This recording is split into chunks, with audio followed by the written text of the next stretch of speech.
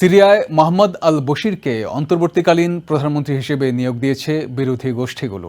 আল বশির জোলানির নেতৃত্বে হায়াত তাহরির আল শাম এসটিএস-এর প্রতিষ্ঠিত ইদলিব ভিত্তিক সিরিয়ান স্যালভেশন সরকারের প্রধান।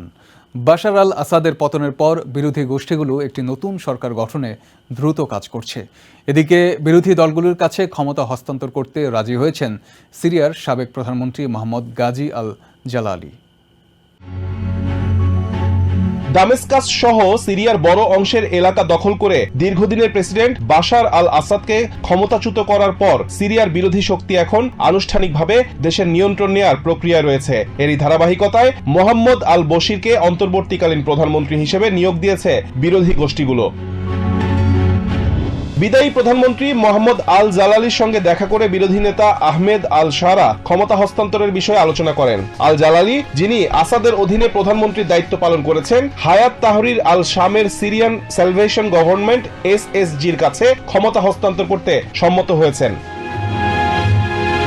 চলতি বছরের জানুয়ারিতে ইদলিব ভিত্তিক স্যালভেশন সরকারের প্রধানমন্ত্রী নির্বাচিত হন মোহাম্মদ আল বশির। তার মেয়াদে ই গভর্নেন্সের প্রসার, রিয়েল এস্টেট ফি কমানো এবং পরিকল্পনা সংক্রান্ত নিয়ম শিথিল করা হয়। ইদলিবে স্যালভেশন গভর্নমেন্টের প্রধানমন্ত্রী হিসেবে দায়িত্ব নেওয়ার আগে আল বশির প্রথমে সরকারের আওকাফ মন্ত্রণালয়ের অধীনে ইসলামী শিক্ষার পরিচালক হিসেবে এবং পরে 2022-23 পর্যন্ত উন্নয়ন বিষয়ক মন্ত্রী হিসেবে দায়িত্ব পালন করেছিলেন। গত নভেম্বরের সিরিয়া আক্রমণে নেতৃত্ব দেন বশির, যা আলেপ্পোর দখলে গুরুত্বপূর্ণ ভূমিকা রাখে।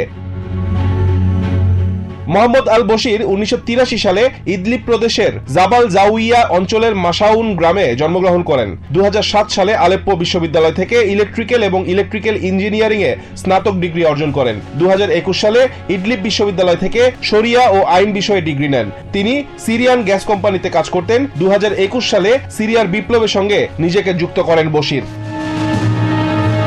ক্ষমতায় থাকাকালীন বাশার আল আসাদের বিরুদ্ধে মানবাধিকার লঙ্ঘনের অভিযোগ ওঠে, যার মধ্যে হত্যাকাণ্ড, নির্যাতন এবং বলপূর্বক গুমের অভিযোগও রয়েছে। তার বিরুদ্ধে রয়েছে রাসায়নিক অস্ত্র ব্যবহারের অভিযোগও। এইচটিএস এর নতুন নেতৃত্ব আশ্বাস দিয়েছে যে আসাদ সরকারের অধীনে সামরিক ও নিরাপত্তা কর্মকর্তাদের দ্বারা সংঘটিত যুদ্ধাপরাধের জন্য ন্যায্য প্রতিশোধ নেওয়া হবে। বিশ্লেষকরা বলছেন, সিরিয়ায় বিদ্রোহী গোষ্ঠীগুলোর চাওয়া একটি রূপান্তর প্রক্রিয়ার মাধ্যমে জনগণ তাদের বৈধ আকাঙ্ক্ষাগুলি পূরণের পথে এগিয়ে যাবে। Rizwan Kader, TBN 24 news desk. New York থেকে সম্প্রচারিত টিবিএন 24 টেলিভিশন বিশ্বজুড়ে বাঙালির কণ্ঠস্বর।